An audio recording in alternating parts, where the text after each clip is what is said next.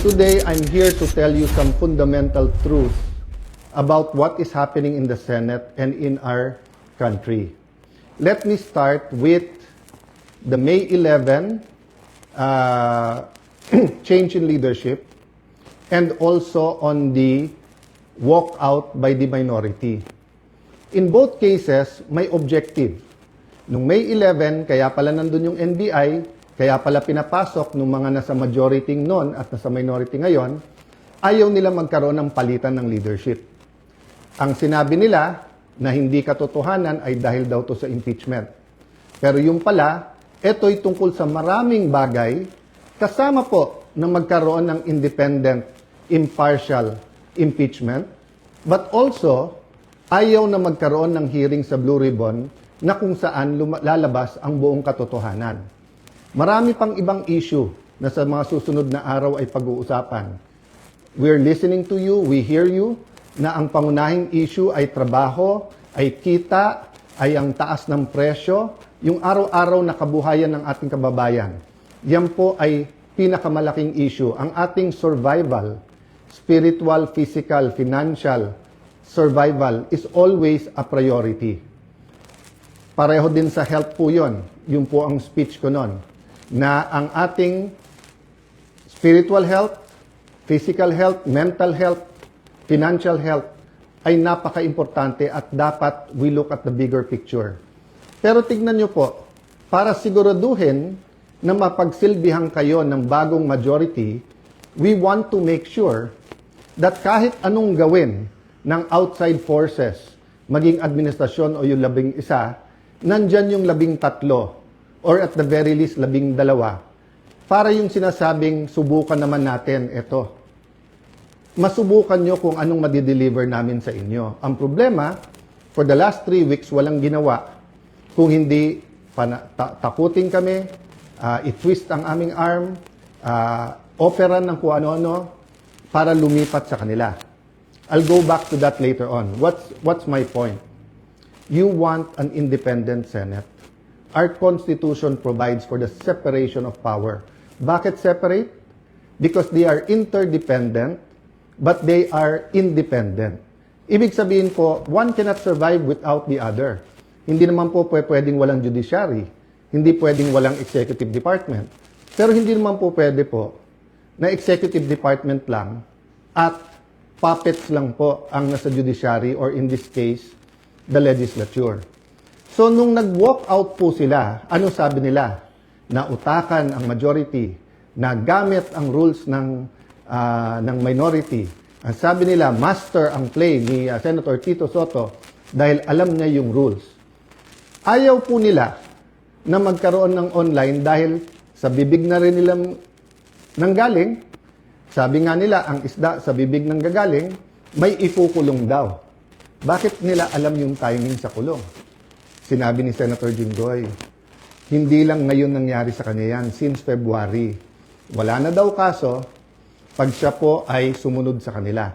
In this case, lumipat. So sabi ni Senator Jinggoy, sa susunod na kabanata na lang, sasabihin niya po or sa kanya niya sasabihin ko ano ebidensya niya kung sino-sino. Hindi hearsay sa akin to dahil napakinggan ko yung ilan nilang conversation. So alam ko for a fact na totoo na binabargain ang kanyang kaso, mabalik lang ang majority sa ngayon na 11 o minority. Kaya parati ko inuulit-ulit, huwag kayong magpa-11 sa 11. Sabi nila ngayon, paano na yan? 11-11 na. So isi-simplify ko po ha. Ito po yung main message ko ngayon. Isi-simplify ko po ha. Main message na nakaugnay sa truth. Truth. Nag-walk out sila dahil ayaw po nila na makaboto yung ilan naming mga kasama. Yun po, sa kanila mismo nanggaling yon. Objective ng walkout nila, sila ang maging majority. So ngayon naman po na walang quorum at walang session yesterday and today, may kasamang mga protesta yon. Protest against a puppet Senate na gusto nila. But it is also a parliamentary tool to ensure na tuloy ang Blue Ribbon hearing sa Thursday. Ulitin ko po ha, ginamit nila yung parliamentary tool na walk out para po hindi matuloy ang pag-change ng rules. So ngayon po ang majority, ginagamit din po ang rule sa tama, morally, legally, to ensure na hindi agawin ang mga committees para po matuloy ang hearing ng Blue Ribbon sa Thursday at ang iba't iba pang mga importanteng hearing sa bawat committee. Yes, you heard me right. Sa kanilang official or unofficial spokespersons, no? Meaning sila mismo or yung mga avatar nila or yung mga vloggers, formal, informal, PR spokesperson ang nagsabi na sa 11-11, umabsent lang yung isa, mag-abstain lang yung isa, they can move. Sabi po sa isang pahayag o isang vlog at sa iba pong mga news reports, di ba? Pwedeng maging lame duck Senate President, si Alan Cayetano. Taga-Tagig at Pateros po kami. Kahit lame duck, lumalaban pa rin. No? So, alam po namin plano nila. Ang plano nila, abangan, tanggalin ang mga committee sa legitimate majority. Why do I say legitimate majority? In a completely independent Senate, 13 is 13. Kahit nasa abroad, kahit fugitive, kahit na nakakulong. In a democracy, you cannot say, I love democracy. Tapos pag minority ka, gusto mo, ikaw masunod. Pag minority ka, you have a moral influence to try to influence the majority.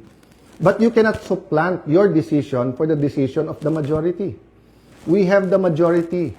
13 elected senators out of 24. Actually, 14 kami na pressure nila yung isa. In the future, I can show you paano siya tinakot and I can show you kasama talaga namin. Ang problema nga tinakot at ang pagpihit ngayon pagkakulong ni Senator Jinggoy ay ginagamit nilang panakot sa iba. Don't get me wrong, ha? I'm not blaming the Sandigan Bayan or the law or legal processes. I'm saying later on it will be revealed that they abused the Blue Ribbon Committee. They abused, di ba, yung paggamit sa investigation ng DOJ at Ombudsman. I won't go there right now because I want everyone to fully understand the situation. The situation now is that we want an independent impeachment. Magaganap po yan. Walang mga scheme, sinister plot. Basta kung anong ebidensya, lalabas yung ebidensya, and I will correct kung totoo yung reports about one senator na pag sila daw majority, malalatag nila ebidensya. Hindi po. Ang prosecution dapat ang lumatag ng ebidensya nila to convict. Ang defense ang dapat lumatag ng ebidensya nila para ma-acquit. Ang senator judges ay dapat mag-examine ng mga ebidensya. Okay? So, in accordance with the rules, and there are rules of evidence. So, people will be able to judge us. So, that's one important thing, the impeachment. The other important thing is yung ekonomiya natin, presyo. So in the next few days, we will be announcing to you the hard work that we're going to do in the different committees to help address inflation, to help address ang problema sa production sa agriculture, to help address yung mga walang pera sa pagpapagamot. After summer, pasukan. To help address the problems of K-12, to help address the problem ng mga gustong mag-aral, hindi makapag-aral. There are many, many other problems in between that. Sa kabuhayan, marami sa ating mga kababayan sa Middle East may problema sa trabaho or sa kita. Marami sa ating importers sa taas ng dolyar ngayon, nahihirapan. So napakaraming problema. But if we allow the flood control issue, the biggest corruption issue in our history, to go unchecked, let me throw you this question. Alam niyo na ba kung ano talaga ang scheme o scam sa flood control? Ilan ba talaga ang ghost? Ilan ang hindi ghost? Ilan ang substandard? Bulacan lang ba? O maraming lugar sa ating bansa? Senador lang ba? May congressman? May cabinet member ba? May mastermind ba o wala? Ano yung real numbers? Sa 1 trillion a year, sa 2023, 24, 25. Ano ba dyan ang tama? Ngayon ba? Wala na bang corruption ngayon sa infrastructure problems? Kamusta ang ating flood control? Pag umulan ba ng malakas ngayon, makakasiguro tayong hindi babaha? So, ang dami pong tanong. Hindi po ito masasagot kung wala tayong independent, impartial na hearing. May hearing ang ombudsman, May investigation at hearing ombudsman at DOJ. But what about the Blue Ribbon Committee? We gave Senator Lacson a chance. Napakatagal yon. Kayo na magkwenta ilang buwan o isang taon, di ba? So, Senator Marcoleta had one hearing. Pipigilan natin yon. Witnesses. Pag nandyan na yung witness, matetest natin. Kaya hindi ako nag-judge. Pag nakita ko sa press con, of course, I'm intrigued. Of course, I listen. I do a little bit of research. But until matesting yan sa cross-examination, dun pa lang ako maniniwala at ibabalandra ko po yan or isa-side by side ko sa mga existing na ebidensya. So again, ulitin ko po ha, kailangan tignan po natin nangyayari sa Senado sa mas malaking konteksto ng katotohanan. Gusto ba natin na ang Senado ay maging kasangkapan, ay gamitin, no? Para ilabas ang totoo? O ito ay kasangkapan para itago ang totoo?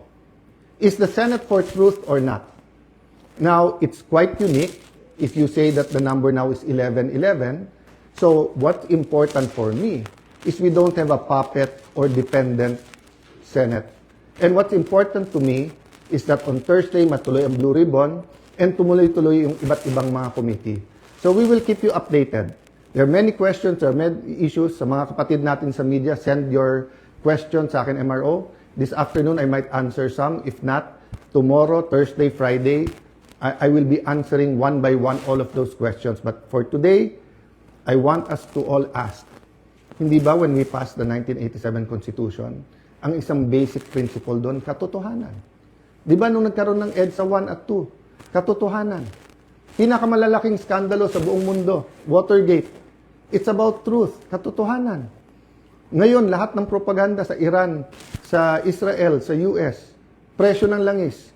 Hindi ba ang isang issue dyan, katotohanan? Ano ba ang truth tungkol sa lahat na to? Ang corruption sa ating bansa ay hindi mabibigyan ng lunas kung walang pagbabago. At walang pagbabago kung hindi tayo magsisimula sa katotohanan. So I challenge all senators, both from the minority and majority, what's more important to us? Position, wag mabanggit yung pangalan natin, wag tayo makasuhan, malapit tayo sa administrasyon, 2028 may ambisyon. If you say you love the country, then why not fight for it? And you know, you may say a lot of things about Senator Jinggoy. You may talk about his past. But I will reiterate, I am a witness. Narinig ko yung mga offer sa kanya. Wala ka ng kaso, wag ka lang kakalas. Nung una, wag ka sumama dyan kay Senator Loren. Ngayon naman, kumalas ka at join the minority. The minority senators knows this. So stop lying. You know this. Some of you are using it in talking to us. O, sabi ko naman sa inyo, no? Pumili tayo ng 13, I'm ready to go anytime, any day. Basta't may 13 na. Show me 13, wala nang problema. Ang pakiusap ko lang, let that be 13 that are fighting for the truth. So that the truth can finally set all Filipinos free. God bless you. God bless the Philippines.